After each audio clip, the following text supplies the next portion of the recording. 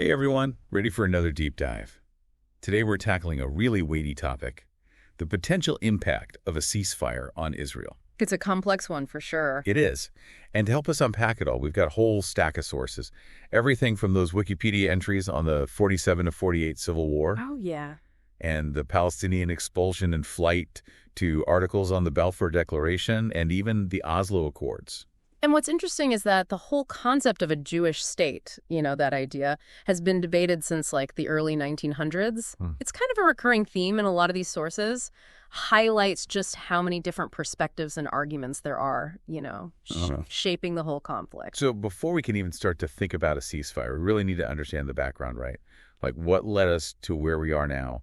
What are the big historical moments? Well, you can't talk about this conflict without going back to the British Mandate period. I mean, that's when things really started to heat up. You had increased Jewish immigration to Palestine, Right. fueled in part by the Balfour Declaration. You know, the one that promised a national home for the Jewish people. The Balfour Declaration. I feel like I've heard of that, but remind me. Okay, so it's this document from 1917 where the British government basically said they supported establishing a Jewish national home in Palestine. Okay. Problem is, the language was super vague. It didn't actually say what a national home meant or how it would affect the Arab population that was already living there. So like built-in tension from the very beginning. Yeah, exactly. And those problems really came to a head in 1947 with the UN Partition Plan. The idea was to divide Palestine into two states, one Jewish, one Arab, with Jerusalem under international control. And how'd that go? Not well. Neither side was really happy with the proposed border. Right. And things escalated super quickly into a full-blown civil war in 1948. Oh, wow. So the Jewish community in Palestine, the Yishuv, they mobilized their defense forces. Groups like the Haganah, which later became the Israel Defense Forces. And on the Palestinian side? Palestinian Arabs mobilized too. They had support from the Arab Liberation Army. Okay. And even some foreign fighters joined the conflict, like some World War II veterans from Germany and Bosnia. Really? Yeah, it was a really chaotic time. Lots of violence. I can imagine. By March 1948, there were already an estimated 2,000 dead and 4,000 wounded. And during this time, you had mass displacement of Palestinians, Okay. which is often referred to as the 1948 Palestinian expulsion and flight. That sounds like a pretty sensitive topic. It is. There are a lot of different narratives about what happened, but hundreds of thousands of Palestinians were either forced from their homes or fled during the conflict, and that displacement has had a lasting impact, on the region. So we've got this backdrop of rising tensions and broken promises and this devastating war that ultimately led to the creation of Israel and the displacement of a large part of the Palestinian population. Right, and that displacement together with the unresolved issues of Jerusalem's status, and the right of return for Palestinian refugees, and the existence of Israeli settlements in the West Bank are what make this whole idea of a ceasefire so complex. Okay, so let's talk ceasefire. If one were to be implemented today, what would that actually look like for Israel? What would it mean? That's the million-dollar question, isn't it? And it's not easy to answer. A ceasefire could have a ripple effect on everything from security to economics to domestic politics, even Israel's relationships with its allies. So let's start with security. I mean, that's got to be top of mind, right? Would a ceasefire make Israel safer? Or could it actually make things worse? That's the big dilemma, and there are strong arguments on both sides. Some people argue that a ceasefire could actually decrease violence by taking away some of the motivation for groups like Hamas to attack. The logic there is that if there's progress towards a peaceful resolution, there's less incentive to resort to violence. Makes sense, but I can also see the other side of it. Oh, yeah. The worry is that a ceasefire could be seen as a sign of weakness, that it could embolden those groups and actually lead to more attacks. It's a tough call for Israel's security forces, trying to balance a desire for peace with the need to protect their citizens. Definitely high stakes. Yeah. And speaking of high stakes, what about the settlements? I mean, they're a huge point of contention. What happens to them if there's a ceasefire? The settlements. That's one of those issues that really gets to the heart of the conflict. Yeah. Even within Israel, there's a lot of debate about them. Some people see them as an obstacle to peace and advocate for a two-state solution where the settlements would have to be dismantled or at least scaled back significantly. Others see them as a fundamental part of Israel, essential for security, or even based on historical and religious claims to the land. So a ceasefire could force Israel to make some really tough choices about the settlements. Absolutely. And whatever they decide, it's going to have a major impact on both Israelis and Palestinians. But, before we get too deep into the whole two-state solution thing, we should probably talk about another really sensitive topic: Jerusalem. Ah, yes. Jerusalem, the city that both Israelis and Palestinians claim as their capital. Talk about a powder keg. How could a ceasefire even begin to touch such a sensitive issue? Yeah, Jerusalem is like the Gordian knot of this conflict. It's so intertwined with history and religion and national identity on both sides. Any ceasefire agreement would have to address Jerusalem's status, and finding a solution that works for both Israelis and Palestinians is a huge challenge. I can see how that would be a major sticking point. Okay, so we've got security concerns, the settlements, and the incredibly complex issue of Jerusalem. Yeah. But there's more to it than just the political and territorial side of things, right? A ceasefire would also have a real economic impact on Israel. Oh, absolutely. Economics are always a factor. On the one hand, a ceasefire could be great for the Israeli economy. Reduced security threats could lead to increased investment, more tourism. It could open up new opportunities for trade and cooperation with neighboring countries. Right, peace, dividend, and all that. But there's got to be a downside, too, right? Of course. The immediate aftermath of a ceasefire could actually bring a lot of uncertainty. Investors might hesitate until things settle down. And there's always the possibility of boycotts from countries that don't agree with Israel's policies. It's complicated. There are potential benefits and risks to consider. So we've got this whole multi-layered situation with external factors like security and economic shifts. But it's not just about the outside world, is it? Mm-hmm. A ceasefire would also play out against the backdrop of Israel's internal politics. Exactly. We can't really understand the potential impact of a ceasefire without looking at the domestic political landscape in Israel. Speaking of which, I came across a news snippet from February of this year, 2024, that's pretty relevant to all of this. It mentioned Israel's rejection of internationally imposed solutions to the conflict. Oh, interesting. What's the takeaway there? Well, it shows that Israel has historically been wary of solutions dictated by outside powers. They much preferred direct negotiations with the Palestinians, which, is understandable given all the historical context we've been talking about. Right. But here's the thing. Internally, is there even a unified stance within Israel on how to approach a ceasefire and potentially a two-state solution? Good question. Is Israeli society on the same page about this? Not even close. Israeli society is super divided on this issue. You have those who are all for a two-state solution, seeing it as the only way to achieve lasting peace. Then you have others who believe Israel should hold on to the occupied territories, for security reasons, historical claims to the land, or even religious beliefs. So this internal tug-of-war is happening within Israel. But it's not just about internal divisions, right? We've also got to factor in the influence of international actors' allies. Some of our sources suggested that there's growing pressure internationally for a Palestinian state, even without a negotiated agreement between Israel and Palestine. And that's a key point. The international community, those big players like the U.S., the UN, the EU, and various Arab states, they can exert a lot of influence on the situation. They can apply diplomatic pressure, offer economic incentives, even threaten sanctions to try and push Israel in a certain direction. And it sounds like the idea of a Palestinian state being recognized internationally, even without a negotiated agreement, is gaining some traction. How would that affect Israel's stance on a ceasefire? That's a scenario that Israel is definitely aware of. If enough countries recognize a Palestinian state, it could put a lot of pressure on Israel to accept a two-state reality. It might make a ceasefire seem like a more appealing option. But we also have to remember that Israel has strong allies, particularly the United States, which could shield it from some of that international pressure. Okay, so we've looked at the potential impact of a ceasefire from Israel's perspective. We've talked about security settlements, internal politics, and international pressure.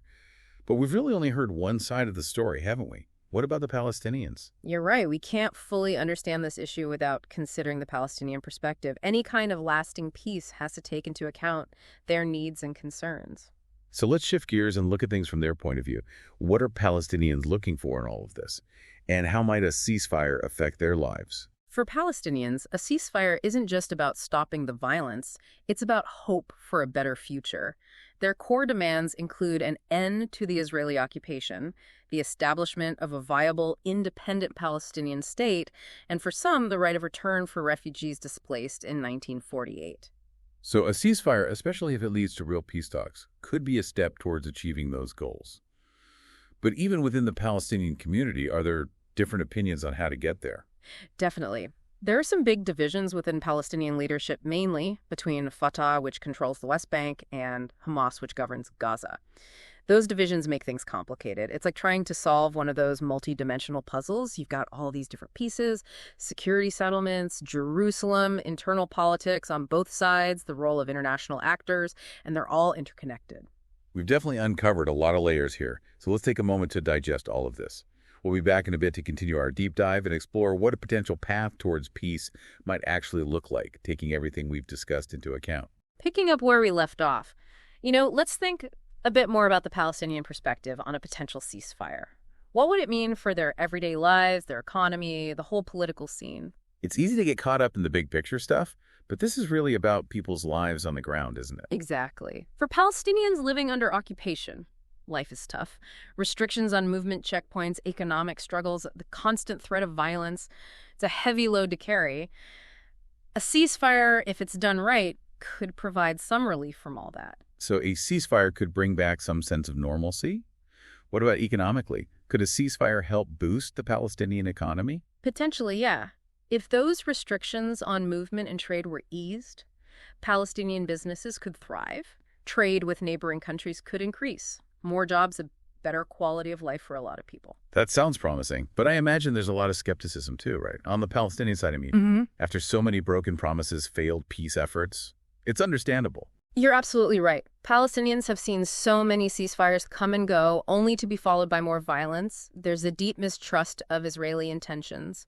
Many fear that a ceasefire is just a way for Israel to tighten its control over the occupied territories. They've been let down before. So it's not just about the words in an agreement. It's about what happens afterwards. What would it take to make a ceasefire work this time? What could build trust between both sides? That's the key question, isn't it? A ceasefire can't just be hitting the pause button on the conflict. It has to come with concrete steps to address the root causes. Things like easing those restrictions on movement, releasing Palestinian prisoners, freezing settlement expansion.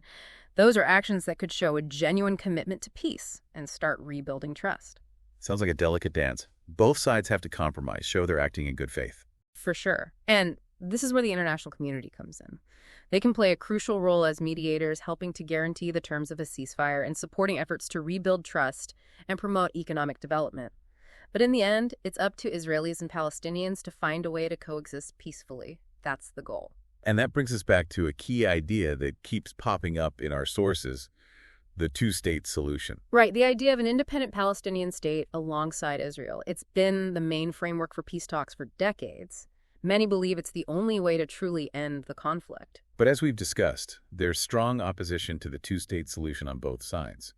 Some Israelis see the West Bank as an inseparable part of their historical and biblical homeland. And some Palestinians view the two-state solution as a betrayal of their claim to all of historic Palestine. You've hit the nail on the head. The two-state solution is far from simple.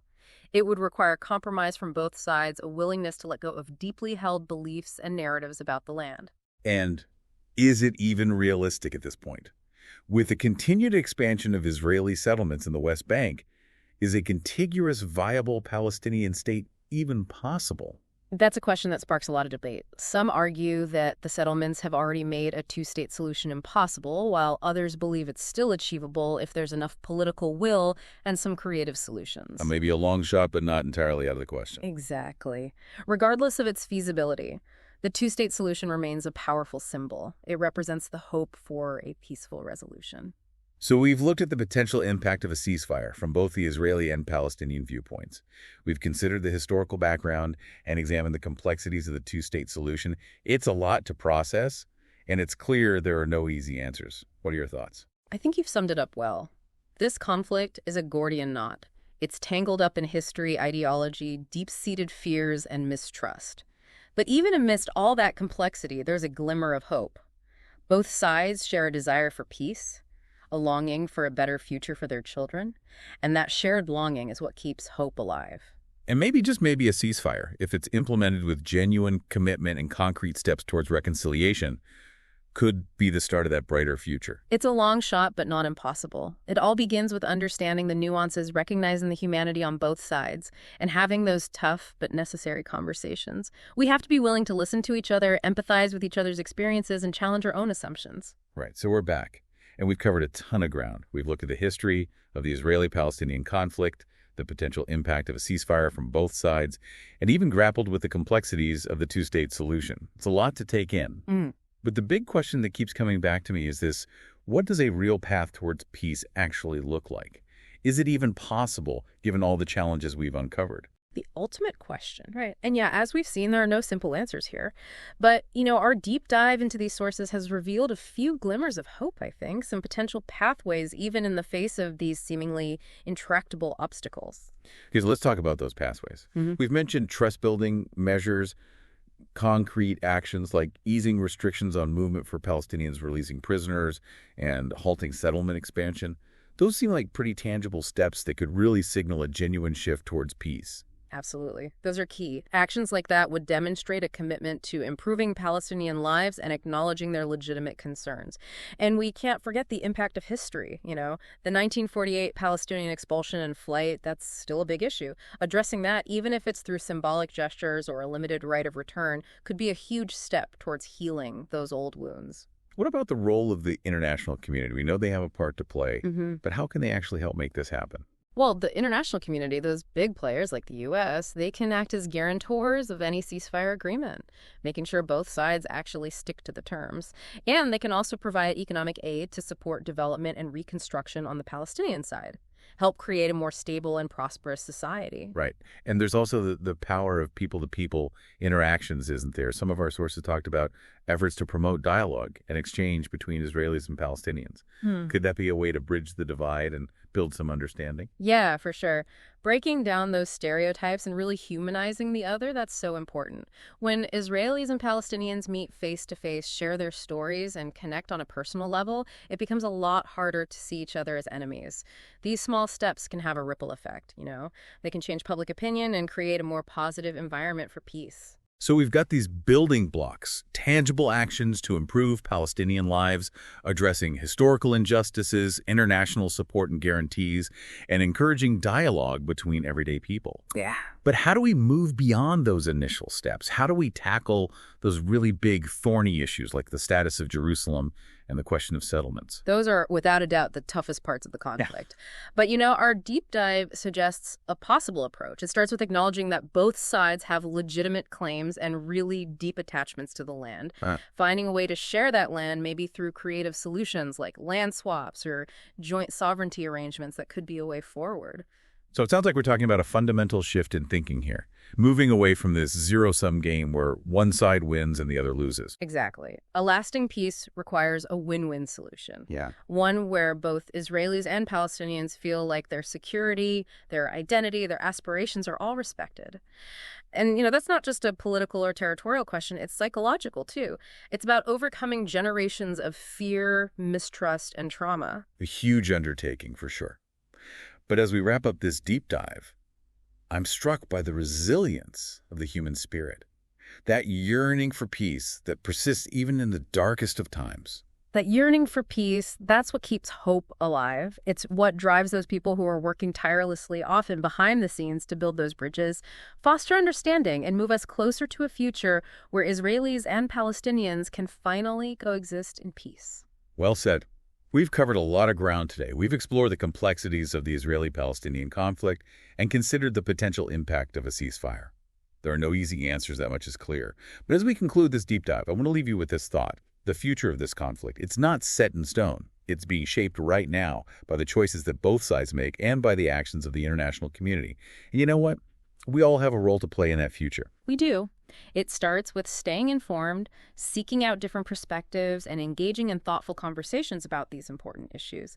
It's about challenging our own assumptions and biases and advocating for solutions that promote peace and justice for everyone. So keep learning, keep questioning, and keep striving for a better world.